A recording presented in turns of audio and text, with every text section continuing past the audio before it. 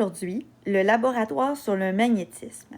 La première étape avant de débuter le laboratoire, c'est de s'assurer que tous nos outils sont adéquats. La première chose, ce serait donc de valider si notre boussole fonctionne bien.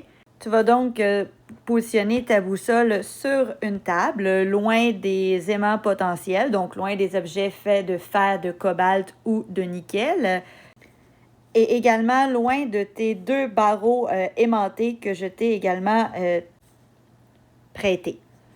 Ensuite, tu vas essayer de repérer si la boussole pointe bel et bien vers le nord. Donc, c'est très important. La partie la plus colorée de ta boussole, c'est par convention, va pointer, à vrai dire, le nord. Si tu ne sais pas où est le nord par rapport à ton domicile, il existe une application sur ton téléphone ou sur ton iPad que tu peux aller télécharger. Et en positionnant ton cellulaire à côté de ta boussole, tu vas être capable de voir si ta boussole pointe dans la bonne direction. Maintenant que tu t'es un peu plus approprié le fonctionnement de ta boussole, il est maintenant temps de valider si ta boussole fonctionne et est compatible avec les aimants. À vrai dire, c'est une vérification qui est très rapide. L'objectif est de positionner la partie nord de ton aimant près de ta boussole et de valider si effectivement le nord et le sud s'attirent. Donc, je te rappelle que la partie la plus colorée de ta boussole représente le nord. Donc, c'est évidemment souhaitable que les deux nords soient à l'opposé l'un de l'autre. Ensuite, on fait une même vérification avec le sud. Donc, la partie sud de mon aimant devrait être très, très proche de la partie nord de ma boussole. Maintenant que les validations sont faites, tu peux t'amuser à promener ta boussole autour de l'aimant pour observer le champ magnétique autour d'un aimant droit.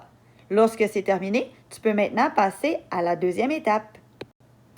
La deuxième étape du laboratoire, tu auras besoin de tes deux aimants que je t'ai prêtés, de ta boussole et d'une feuille blanche. Donc, c'est important que ce ne soit pas une feuille lignée. Donc, j'ai besoin vraiment d'une feuille blanche.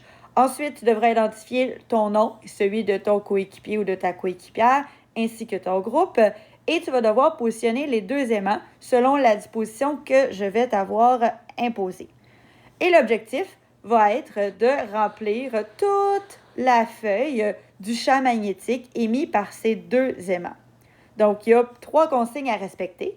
D'abord, la première consigne rappelle, aucune ligne ne se croise. Donc, il faut vraiment faire attention de ne pas croiser les lignes de champ magnétique. C'est impossible. Ensuite, on s'assure d'avoir des pointes de flèche sur toutes les lignes. Donc, je te rappelle que ça sort du nord et ça rentre dans le sud. Donc, c'est une petite comptine ou une petite convention qu'on s'est donnée. Donc, les lignes de champ sortent du nord et rentrent par le sud. Et finalement, on remplit la feuille, on maximise pour te donner une ordre d'idée de c'est quoi remplir sa feuille. Je ne veux pas des lignes de champ à tous les millimètres, ça deviendrait trop intense et trop lourd. Donc, si chacune de tes lignes de champ sont espacées d'environ 1 cm, c'est suffisant. Alors, quelles sont les combinaisons possibles? Il existe 4 possibilités de travail pour toi.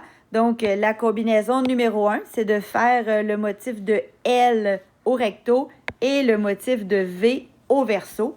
Ou encore la combinaison numéro 2, 3 ou 4. Donc, comme tu es à la maison, à toi de choisir quelle image tu feras au recto et quelle image au verso. Par contre, je vais te demander de respecter que si tu choisis, par exemple, ceci au recto, tu poursuis avec l'autre combinaison au verso pour que je puisse vraiment évaluer tes connaissances et tes compétences pour promener une boussole avec ces deux motifs-là.